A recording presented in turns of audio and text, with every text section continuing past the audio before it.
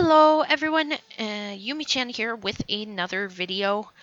Today's video is part 1 of 2 of Warren's timeline. Now the reason I'm doing this video in 2 parts is because it will take quite some time to do, as I'm going to have a lot to line, a lot to color, which is going to be the thing that takes the biggest time and the most consuming thing to do. I should have just said that. So what you're going to see me do in this video is all the sketching from the original sketches in the sketchbook to what I transformed them into on my program here, Krita. So what I first started with this, the first sketch is 14 years and under. This is where the timeline starts here. Now I want to give a explanation to Warren. Warren was a victim of abuse from her father. I'm not going to go into detail on what kind of abuse. That isn't the important thing. I also don't want to trigger some of you guys. I want to respect that for you guys. So she was just a victim of abuse. Warren is my serial killer OC that I created for TikTok purposes. Now, I do plan on making a more thorough story between her and her best friend Rosalina. So, that's probably going to come in the next few weeks. Probably. Now, initially Warren dressed with very bright clothes and clothes that were very conservative and hid a lot of her body.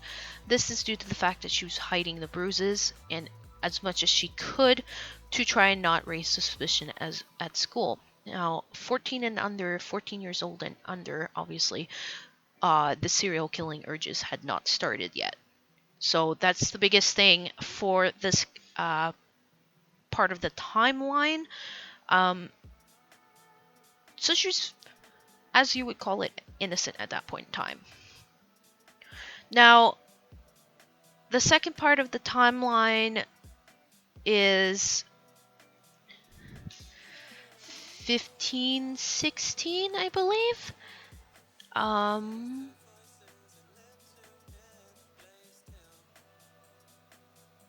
1516. This is when the urges started coming up. This is the sketch you guys are seeing right now. So I wanted to portray her with a little bit more courage and as if she was standing up to herself. Now, to do this, I made it look like she was looking down at her father,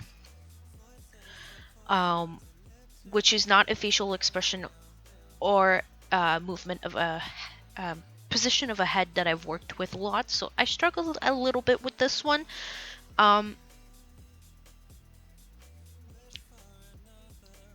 At this point, she wasn't really hiding the bruises anymore. She just owned up to them and kind of lied at school about what was going on.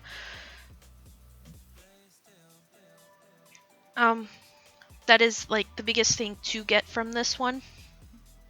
She's a very persistent person. And obviously in this one, the outfit hasn't changed yet. There's not much change. She's not provoking her father, but she's standing up for herself, which is something that would provoke an abuser even more. So she's trying her best to protect herself. That's the best way that I can put it. Just to talk about the sketching process a little bit, I would start out with the original sketch from a sketchbook, and then I would do a skeleton sketch on top of that on there, a more detailed anatomy sketch on top, and then I would go in finally with the details of the clothing. This is the basic steps that I take for most of my art when it comes to digital. I personally do not like doing initial sketches on digital paper because I struggle with my hand-eye coordination sometimes. That being said, it is much easier for me to sketch it out on a piece of paper, get my idea down real quick, than it is for me to just jump straight into digital. And that's because I can play around with many sketches for traditional before I get to my final one. Now this sketch that's showing up now is 16, 17 years old, and that's her first kill.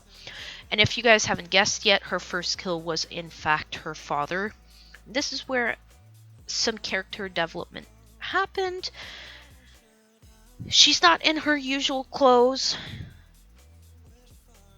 It's not a usual facial expression. It really was the point where she snapped. This is where it happened.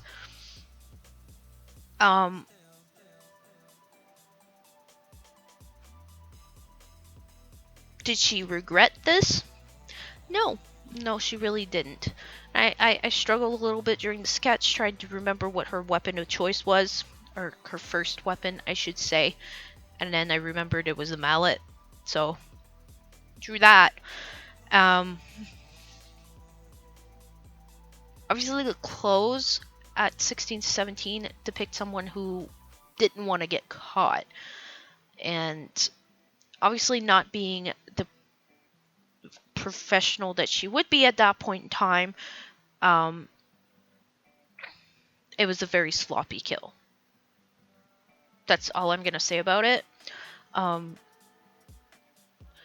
Now, when it comes to the sketching process here, just to get back to it a little bit, you can see some little shadow places that I've put down, and that's to help me place the hip bone area so that I could properly get those curves that are in a female body. Female bodies, to me, are easier to draw than male bodies because female bodies are very curvy and a little bit easier. Male bodies are very clunky sometimes, which makes it a little difficult. Now, the nice thing about this outfit was that it wasn't a tight shirt, so that was very nice. Now, to talk about the final sketch, which we're going to get into in a little bit here. The timeline for this one is 18 years and up. And the reason that this one comes with 2 and not just 1 is because this is the point where her personality really split. So you got the school personality where no one suspects a thing. She's well liked. She has friends. She has fun. And then there's her serial killer side that comes out at night because she's hooked to killing, and that's what she does.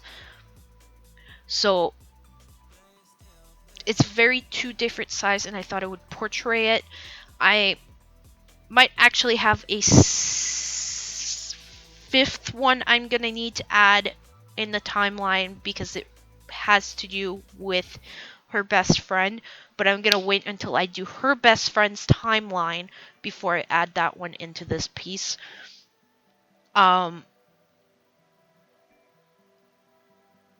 The split personality, literally the only thing that you could see between the 2 outfits that would tie them together is those earrings. The other thing you will be able to see is that on the serial killer side, not only does she have the mallet, which was her weapon of choice for killing her father, which she takes with her all the time, but there's a little vial in her hand, and that's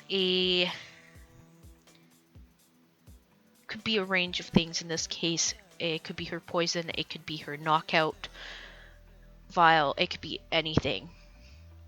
This is something that she created for herself to make her life a little bit easier and stay under the radar a hell of a lot easier. That's basically all I got to say about this. I'm gonna let you guys enjoy the rest of the video, and I'll see you guys in the end. Why should I wish for another when I've got you? Stay still,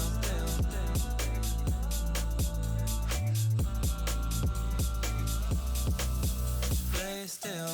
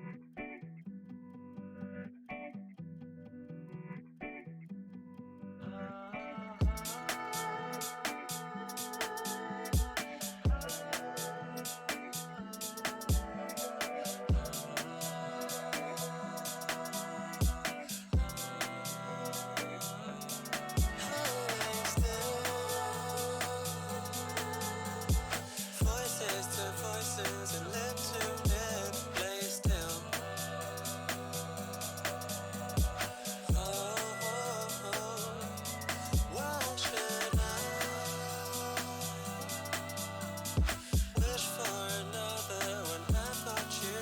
Lay still,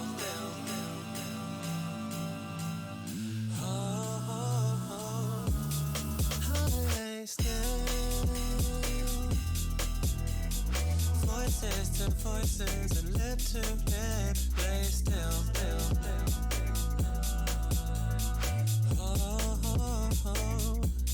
why should I wish for another when I've got you? Lay still, lay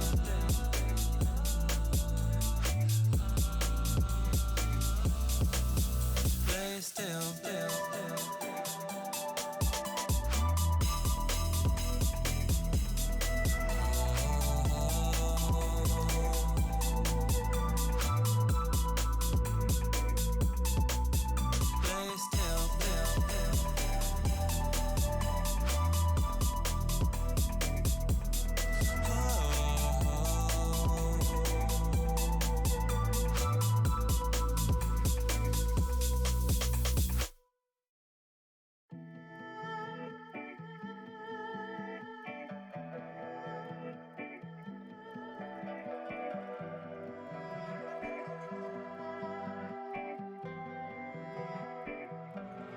I've been hearing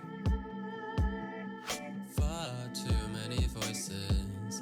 I've been enduring far too many choices. My blood rushes through my veins.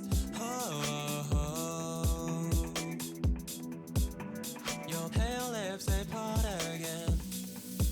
Lay still,